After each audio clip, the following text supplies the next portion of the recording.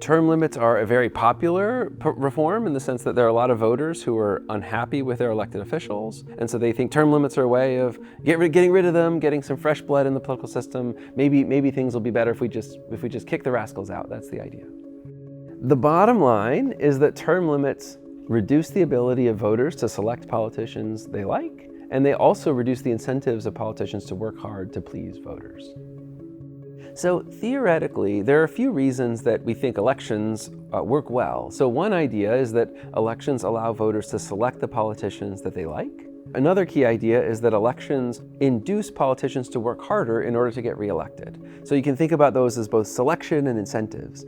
And theoretically, term limits have the undesirable effect of mitigating both of those channels. If a politician is term limited, they have less incentive to work hard and do a good job to please the voters.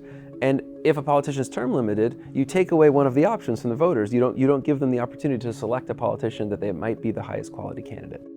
Another kind of perverse electoral incentive comes from the multitask problem that politicians face, which is they have lots of different things they could be working on. Some of those are highly visible to voters, and some of those are less visible to voters. So for example, your politician could do a good job of making sure you have economic benefits today. They could do constituency service and make sure you get your Social Security check on time, or they could be working on the harder problem of reforming the pension system.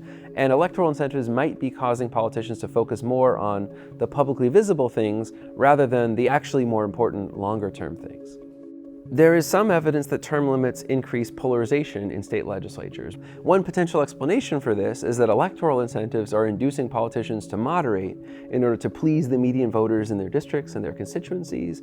And when term limits come into place, those politicians have less incentive to do what the voters want, and the politicians who often are more extreme than the voters are freed up to do whatever they want to do. And so on net, it seems like we have more polarization and more extreme politicians with term limits than without. The big conclusions from the research are that term limits on net seem to reduce electoral incentives, they reduce electoral selection, and so it's not surprising that term limits seem to produce some worse outcomes for voters. They see worse economic growth, they see more polarization. On the other hand, there could be good arguments in favor of term limits, and we should consider the downsides of term limits when we also consider the arguments in favor of term limits.